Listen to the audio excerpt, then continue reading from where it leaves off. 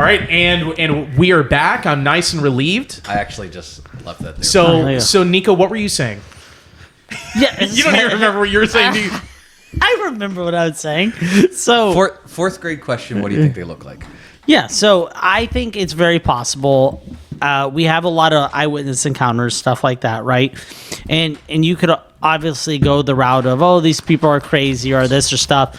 But to me, it's no different than the people that say they've seen, we know a lot of people have seen Mary and stuff like that, right? Shane, the Catholic Church, and the Catholic Church sends investigators, and they either say there's enough evidence or not. So I think the same thing could be with aliens. So to me, what do I think they look like? I am with Shane on this, actually. I don't think it's possible because of things that have been passed down through the church. I don't think they can look like us. I don't think they can be in God's image. Okay. Right? But that's not even necessarily true. I don't think if there are aliens, I don't know if we'll necessarily ever know. I don't know what I don't know if we're meant to ever come in contact with these other life forms. I do find it very interesting that Shane's just like, oh, well, these planets are out there so we can name them. Or maybe one day colonize them, or these things. I think it's very possible that, like I said, God made a lot of different places with different life forms because he is a creator and he does do these things. I don't think they're necessarily like us, though. So I don't know. How do they look? I have no idea. I just think it's a possibility. So you said that facetious atheist remark earlier, right? But I don't know what you're talking about. Okay, all right. Well, somebody... segueing off aliens, right? Somebody asked, is there anything out there as an atheist that truly makes you question your beliefs, right? And I said, yeah, there is. Things that I just can't explain. Things I can't begin to explain that seriously make me question everything. Exorcisms. Have you watched actual live footage of that stuff? Yeah. Oh, yeah. Yeah. Speaking Latin, that the person has never spoken a word of Latin in their life. I'm like, that's different. Because I will say this. Okay. So I don't let's care dig into that a if little you bit. believe in. I know this is a different topic, but just to go on that, right? Mm-hmm. When it does come to exorcism, I don't care how fucking crazy somebody is. You don't start speaking Latin. Yeah. Because you're medically, whatever's going on with Yeah. you, they're Yep. like, well, some of the people are in seizures. Some of the people, that's why their eyes would roll or they would foam and all this stuff. Maybe their body locks up. A lot of medical reasons for why people do this. Schizophrenia, all these things. One thing you don't do is start speaking Latin when you don't know it. That's that's that's something that we have to remember Fluently. Well, and you see, that's something we have to remember is are these. So remember that angels are hyper rational, and angels are rational in the sense that they're able to see. They're so rational that they're able to see the downstream consequences of doing something or believing something. So that's fascinating. So is this your understanding of angels, or is there actual text that explains this? This is what this was the writings of Thomas Aquinas. Who is that? He was a Catholic saint, but he is oftentimes called the Doctor of the Angels. But Thomas Aquinas is oftentimes pointed to as being like the modern inventor of the sciences. Okay. Too. Okay. He was one of the first guys to be like, well, it's reasonable for us to suspend the pursuit of the original cause in service of exploring like the way, like the laws of motion, physics or something. But remember that. And then us as human beings, we can adopt, believing something, and then we can change and believe something different. And the reason for us, and the reason for us as rational creatures, that it's reasonable for us to do that is we're very limited in our scope of knowledge. So we're not able to see what the final consequence is of us believing something or taking a particular action. But but angels, on the other hand, they're able, many of them are able to see the downstream consequences of believing something or doing something. What's that superpower called where you can see into the future for 15, 20 seconds, 3 hours? The Hollywood movies, there's a superpower that allow people to see the future. Oh, like a clairvoyant? Like No. Premonition? Is that it? Yeah, premonitions. Yeah, and so you're saying angels can actually look at the reality's webbing of premonitions. it would actually be more than that. it wouldn't be premonitions. That that just as much as they know that this table is made of wood, they can also know that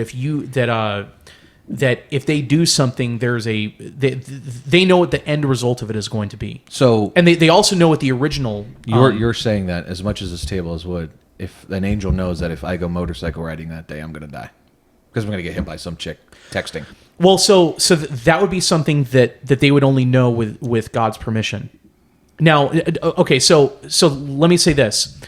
So what a lot of exorcists will say, because I've read a lot about exorcisms and exorcists and stuff. It's quite interesting. It's even as an atheist, it's fascinating. So this is the thing, is that exorcists will say that the demons that will possess people, and remember that there are like 4 different types of demonic activity. There's what, infestation, oppression, possession, and then I forget what the other one is, but I know there's 4 of them.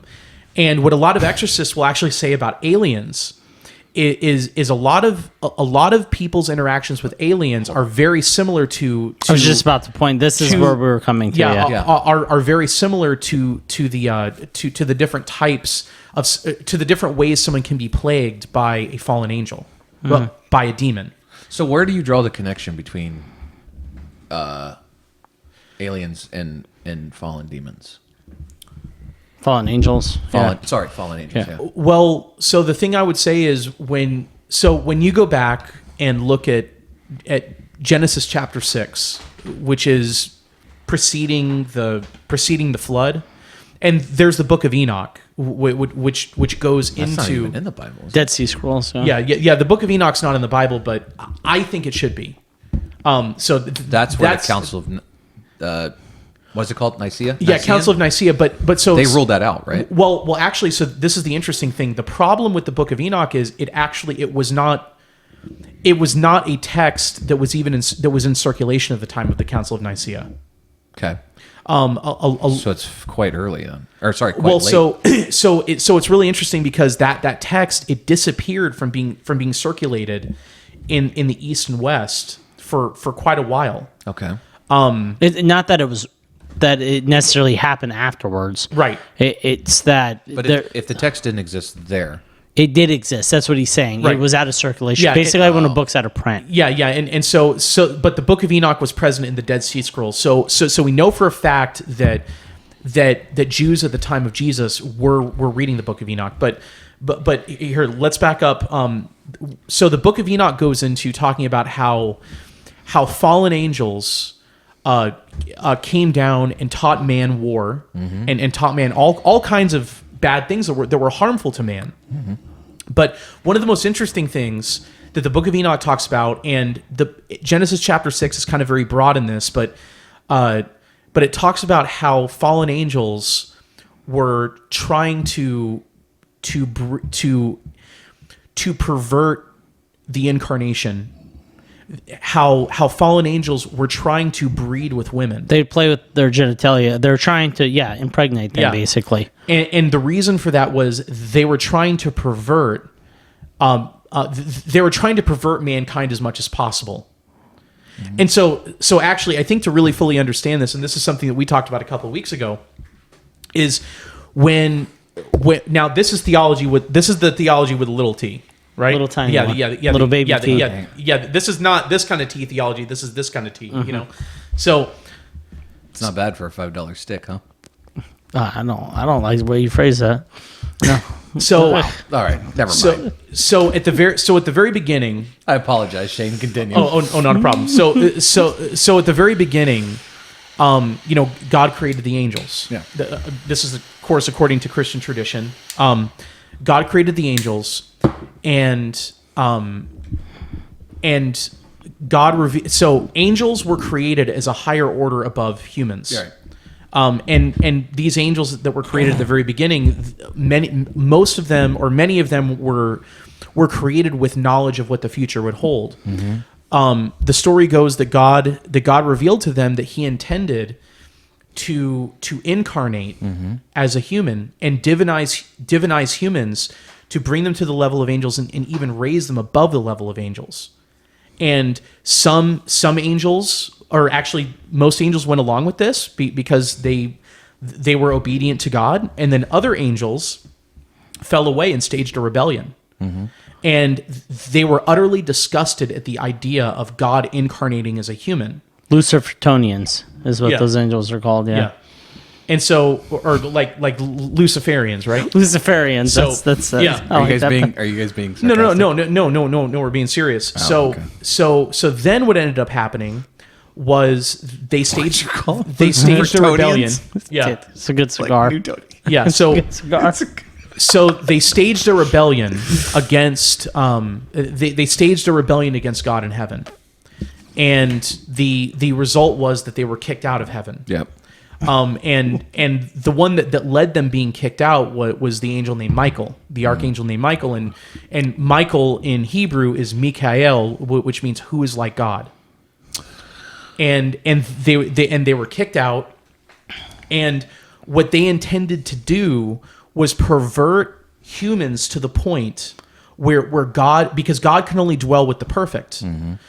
What was to pervert humans to the point where God could never incarnate as one of them and divinize them. Really taking the fucking scenic route on this one, buddy. Yeah. Okay, so they're just trying to make it so Jesus couldn't be born, because if they slept with all the human women and they had children, there was no way for God to come into a sinless body. Right. Okay, so in 30 seconds, I need you to draw the connection between aliens and fallen angels.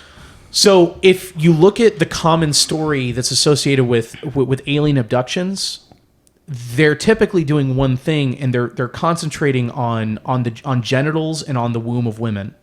Okay. In abductions, that's the most common. That's another very common thread among alien abductions. Okay. They're not 20 seconds left. Yeah, so they're not sitting humans down and asking them to play Jeopardy with them or something. Okay. You know, they're concentrating on their reproductive organs and on the woman's womb. On. Yep, Okay. exactly. And the thing is, fallen angels, they have a particular hatred of women in particular. Okay. Specifically because God would incarnate or God would be born of a woman. So let me recap. So because the Book of Enoch and fallen angels and how they manipulated and experimented on women and humans, you've drawn the line of extraterrestrial life, aliens, if they did exist, being fallen angels, based off what those two did. Well, he's saying that's what he's saying is aliens don't exist. It's how we're interpreting these fallen angels. Right. Yeah. Okay. They're not actually aliens. No. There's no such thing as what he's saying. And the thing that I would submit to you is, if these were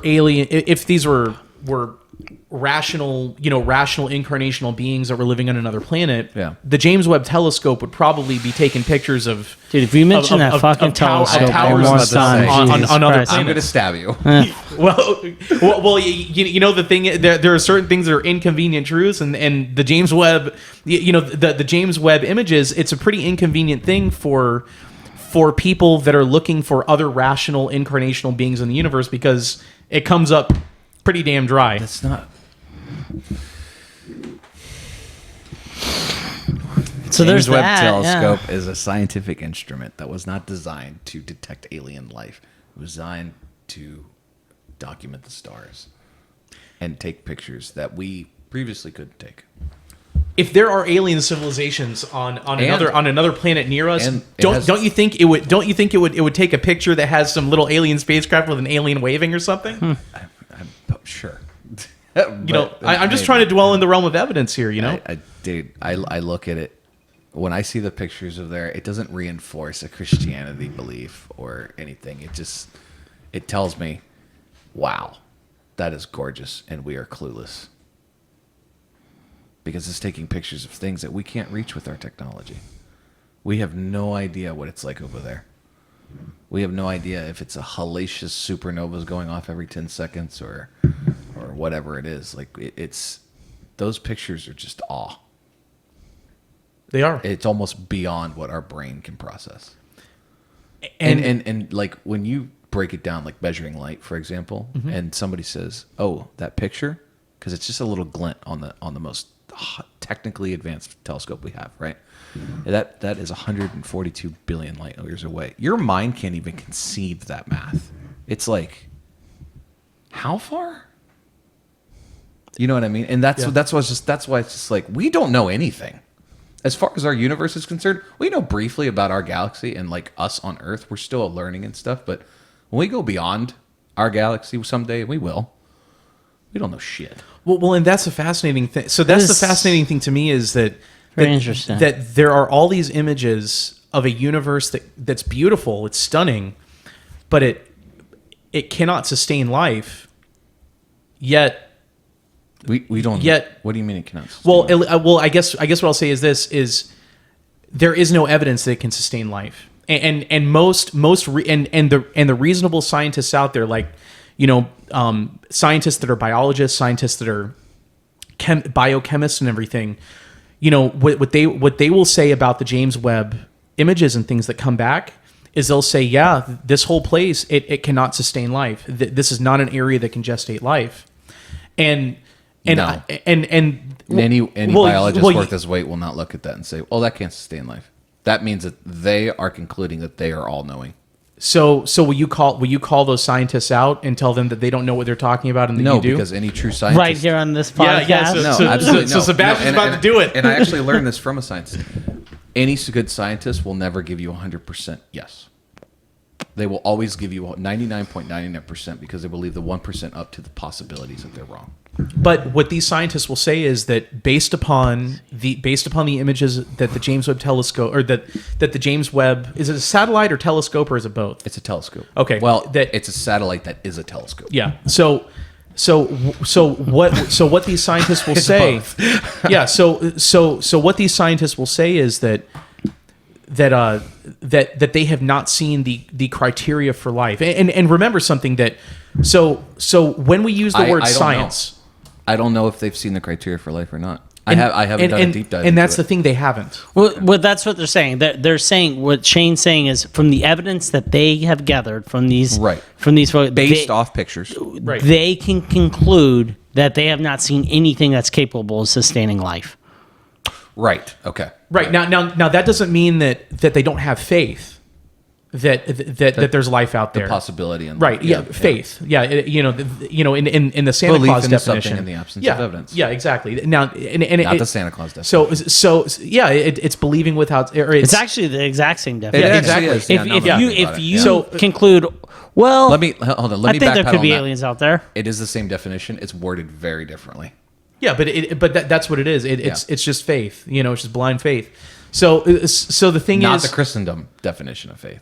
No, because remember the Christendom definition of faith the is scientific explanation of faith. The Christendom definition of faith is your ability to receive truth, right? And that's very different from one of these scientists who says, well, there's no evidence, but I'm just gonna believe in spite of there being no evidence. I'm just gonna believe, But here, There is the. I mean, this is. This is a very questionable mathematical equation. Are you familiar with the Drake equation? It's got a lot of support and it's got a lot of hate.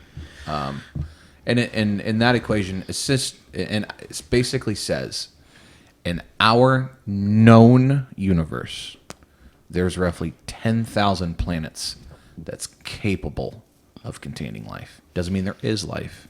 It just means that in our known universe, that's a very important word. There's 10,000 planets that could sustain life. well, and remember something, that any equation, no matter how simple or complex it is, Yeah. it will spit out output, or the equation will output based upon whatever you put into it. Absolutely. So what we have to do is examine what are the assumptions of the I'm guessing mathematicians that assembled this equation. It's actually one person. So Drake. rapper. The rapper, right? The yeah. rapper. Rapper. Drake. Yes. Yeah. Yeah, him and Snoop and Kanye were all really high. And that's the ironic thing is this equation that this is actually what he was first known for. He became a rapper later For all the hit classic, Yeah. No, but the thing is, Okay, here you go. you have to examine what the assumptions were that went into I can framing give you the this. assumptions Okay, right now. All right. Drake equation is a probabilistic argument used to estimate the number of active communicative extraterrestrial civilizations in the Milky Way galaxy. Okay. So N represents the number of civilizations in which humans could communicate. R with an asterisk means the rate of star formations. FP is the fraction of stars that have planets. NE means the number of planets that could support life per star with planets. FI, fraction of life supporting planets that develop life. FI, fraction of planets with life where life develops intelligently. FE is fraction of intelligent civilizations that develop communication. And L is the length of time that civilizations can communicate. You're pulling half that out of your ass. yeah. So yes. It's purely theoretical. So I guess my question would be: is he like? That's is he what I'm saying. There's a lot of Yeah. So my question would be: is he rolling dice to come up with his input? Yeah, numbers, I mean, or- holy shit! What is Yeah. he just pick those out of the ether? Like he's just like, and 72. Like what? let me see. He's an astrophysicist, Frank Drake. What did he get his PhD in, or what was his PhD about specifically? I don't know. I honestly have no idea. Because the thing I think is funny is a lot, and I'm not saying I'm not saying that this guy's a culprit. Like, obviously he's a really good rapper, a really popular rapper. But Joy songs. yes, but the thing is, like, his PhD may very well be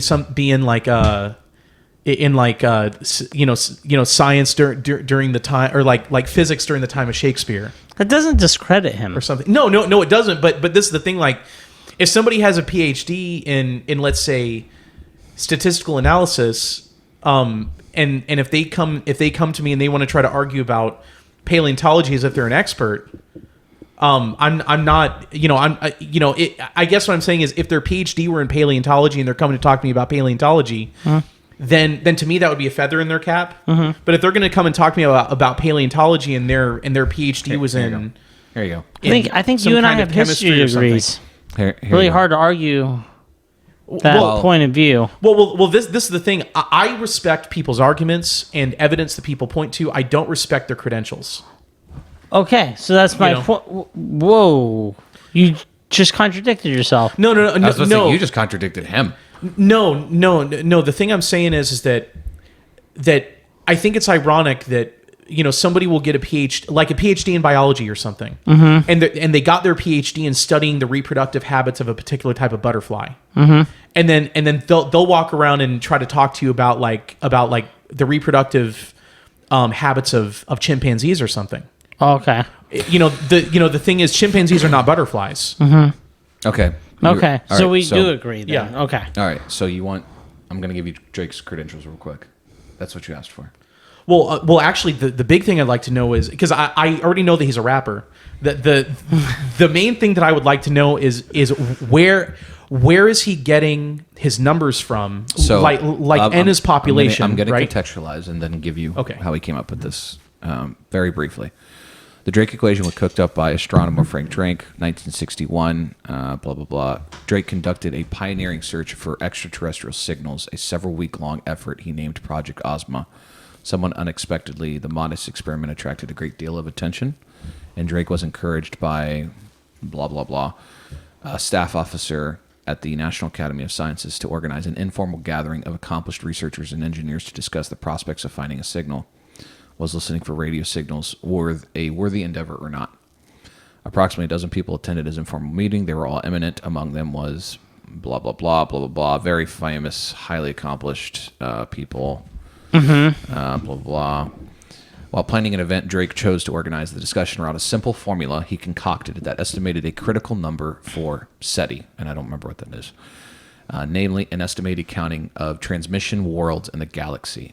His equation was comprised of 7 factors, which multiplied together yield the number of societies that are now broadcasting signals one might conceivably pick up. These factors are listed and defined above. As Drake himself noted, his simple formula can be likened to how you might estimate the number of students at a university. All you need to do is consider the number of new students entering each year and multiply that by the average number of years that students will spend at the school. Viola, you have a decent estimate of the total number of undergraduate students. The Drake equation is constructed with similar logic. The first 6 terms, when multiplied together, yield the average number of new technological transmitting societies that come online in the Milky Way galaxy each year. The freshman rate is then multiplied by the equation's last term, the average lifetime they stay on the air. The result is N, the average number of galaxies, the average number of transmitting societies in the galaxy now. Clearly, if this number is very small, then the chances of signal detection by the instrument are small. Conversely, a large value of N would incentivize the press to search. So I don't think that's a fair analogy between university and students, because we know for a fact the university and students exist. Even you said this is a very loose concoction. Yeah. Loose. I mean, that's a faith formula. Yeah, it's very imaginative. Yeah, you know, but the problem is it's not. There's no alternative to it. Well, and that's the problem with when to my knowledge, there's no right. alternative. So what I would call that, and I know this isn't going to be very popular, but I'd call that superstition. When you have faith completely fragmented from reason, and you're trying to figure out how to justify. You're trying to figure out explanations to justify your faith, and you're not using reason, or you're not putting your objective sense of reality through the scrutiny of your ability to reason. And the problem is you really don't have a way of deciphering, signals between signals that are coming from intelligent life and signals that would be coming from like a star or something like that. I can't argue with or for that. So you're asking me to make an assumption on something that I have no idea about. No. So the thing I'm saying is this is superstition because you can't. There is no way for you to test it. No, I know, but you just made a blanket statement saying that you can't decipher signal from intelligent life or from and that's the issue that I would have with even loosely equating it to university students in a university. Well, because a university and university students, I can go and objectively observe that. The blanket statement you made. How do you know that? That's my point. Refresh me. Sorry. You said you can't decipher a signal coming from an intelligent life or a signal coming from whatever else you said. You can't. You don't.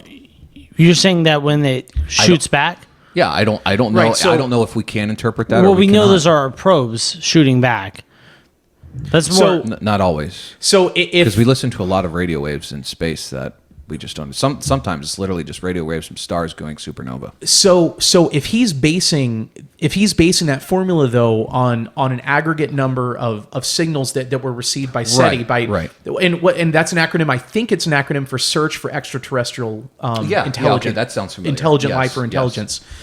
Yes. But the problem is, I'd love to know what his criteria would be for intelligent life, or for a signal from intelligent life versus a signal from non-intelligent life. Like, what would his criteria be? Yeah, what's the difference? Is it based upon a set of patterns, or is it based upon? I would find that interesting to note as well. Yeah, and then my question would be, well, where are you getting the pattern from? Where are you getting the structure that you're trying to impose onto those signals from? Mm-hmm. I guess the main issue I have with that is there is absolutely nothing concrete in it. No. No. And it's not based upon anything. It's just it's based upon his imagination. it's based upon a very, I'd almost want to say crude, rudimentary comparison of, well, if this is our signals that we received thus far, this is how we calculate people. Now let's apply that logic and that mathematics to the universe and see what we get. And that's essentially what it is, I think. I'm not saying that's deep rooted in scientific peer review and all that. And it's that's not. the problem. It's rooted in imagination. It's a superstitious now, imagination. This is a very surface level argument between you and I doing this, right? Imagine very well versed scientists going at it over this. This is why I'm saying it's highly questionable in the scientific community. But so this is the thing I'll say to you is, I do not think, because I know a lot of scientists are materialist atheists, and that's their worldview. That's what they put their faith in, and so I think they would have a proclivity to support that formula. You know, because what that formula does, it goes to further support their superstitions. You know, and they can use that as a superstition to try to support their faith. You know, right. in their system. If I said, hey, I think there's more than one planet that can sustain life, that's not going to be part of my argument. Right. That's not there. I just found it fascinating. Yeah. Well, I think it's interesting too. That's what I'm saying. I'm just like, no, okay. You know what I mean? But it roughly says Milky Way galaxy. I said universe. I stand corrected. Well, and you know, maybe we can try to get Drake on the podcast, and then he could rap for us afterward too. Yeah, that would be interesting. Yeah. Boys, it is that time to start winding it down. Does anyone have any last words they'd like to say? Here actually. So the last thing I'd like to say about aliens is. Oh, are we still talking about them? Hang on. Octopus and bacteria, fallen angels. Well, and the thing I would say beyond that is that they are fallen. I believe that they are fallen angels, and I think the things that we see as aliens, like the Greys and stuff, I think it's actually a form of technology. Okay. And what was your take? I think that there's a possibility of many different visual of aliens. I don't know. Like I said, I don't even necessarily believe that we'll ever come in contact with what we consider aliens. I don't know if we have come in contact. You know what? I'm going to ask a very interesting question to conclude tonight's podcast. How do you think we as a society would react if we did? Oh, that is a good question. Shane, why don't you start us off there? So, this isn't. I'm talking. They showed up with their little spaceship. They okay. were like, sup? So let me their tell own language. Well, here. Let me tell you what I think the plan is. Okay. All right. The plan that the government already has in place. No, not the government. No, the demonic forces. The fallen angels. So what I think the plan is for them to show up at some point and broadcast the message to everyone that we are a highly intelligent, super evolved version of what you are, or another type of life than what you are. Yeah. And we're here to teach you the true religion. And I'll tell you this, because you guys have fallen heel and fucking toe, man. Exactly, the question wasn't. You have fallen heel and toe. Hold on a second. No, not necessarily. Here. Let me finish my thought first. Okay, all right. So I think what would end up happening is, because so much of the West has fallen into atheism. Yeah. And a lot of that is because they believe that we come from electrified pond scum. Sure. I think that is what the aliens will play into. Aliens. I think what they'll say is we seeded life. I think they'll say we made you. Yeah, we seeded life no here. God.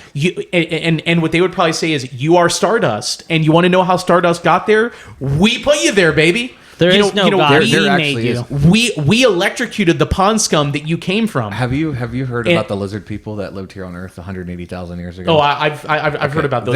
There is a theory that aliens placed us here too. Right, and you see the thing is people like Dawkins I think somebody like Dawkins would immediately become one of their high priests. Okay, so I didn't ask. I didn't ask. What do you think they would say? I asked, how do you think we would react? So this gets me to my point. That's his reaction. He thinks. So I think what would happen is I think our culture would have two very, very radically different reactions to them coming. Okay. One would be the more religious, traditional people. Okay. Would look at them skeptically. Mm-hmm. And then everyone else, and then other people would look at them and say, and they would probably have a very emotional, very religious experience. Mm-hmm. But the thing is, I think it'll be a great deception. What about you, Nick? So to go away from Shane's point of view, that these are demonic forces trying to trick us into, I think, which I'm not. I think there's a lot of, a very interesting thought. I could definitely see that. Yeah, absolutely. But from the point of view of like other creations that God made, how would we react to them? Mm-hmm. I think that it would instantly be, if he allowed this, if we were in the same realm as them where we could come together, I think it'd put us in a perspective to where I think we would be petrified and lose sight, and we would devalue. And this is why I don't think he'll let us, even if there were aliens and other creations. I think we would almost give in ourselves, because we would think, wow, the universe is huge, right? I am small. I am insignificant. And I think it would demoralize us in our Christian values. We would almost self-implode on ourselves. We would start saying, oh, I'm not that important. Maybe I am insignificant in the grand scheme of things, and nothing's further than the truth from that. And that's why I think people have a hard time believing that God could create something else, because it would make us seem insignificant. And in his eyes, we are not insignificant at all. We are very important. And I think that's what people like to think in this modern world, where we're moving away from Christianity, is that, oh, we're just all cogs in the wheel. We're not important. Just live your life. It doesn't matter. You'll be dead. You'll be forgotten. Right. And that's not how we're supposed to live our life.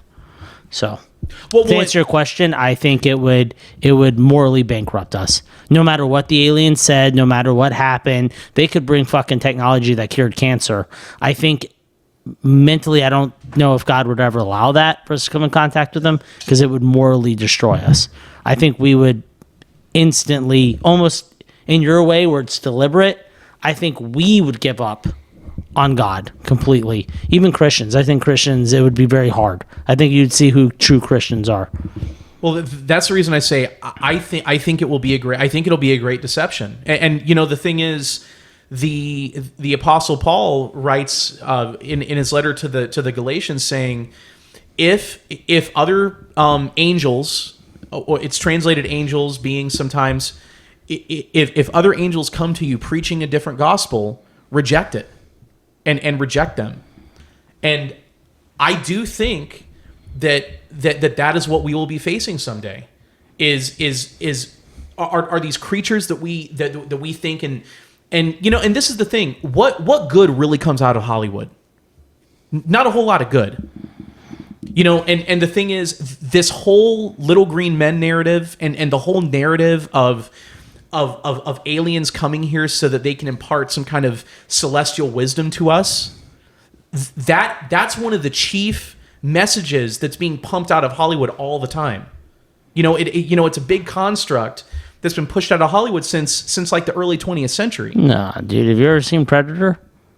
Well, but He's Nico, fucking shit up. But Nico, this is the thing. You can go and look at Close Encounters of the Third Kind and all the movies like that. They all have very, very kindly views of what we would deem to be aliens. It's almost like people, it's like that narrative is preparing people to receive their false, deceptive message. And here, this is one last thing, and then I'll shut up. Signs, Mars attacks, aliens. But I guess aliens wasn't on Earth, was it? Yeah, but Nico, this is the thing: is inherently in those movies, there is a teaching that these aliens are superior to us, and because they have superior technology, that our defeat is kind of baked into the cake. That it's just kind of like the natural evolution of the universe, which is that they are stronger beings that evolved just like we did, and natural selection would dictate that they come here and eradicate us and or enslave us. Right. So that leads me to my argument. Yeah. Here. I've got one last thing. So very very typical of these alien abduction stories, and there are a lot of them. When people mention the name Jesus Christ to a lot of aliens, and people can laugh at that or whatever, but you can go and look it up. They just disappear Immediately.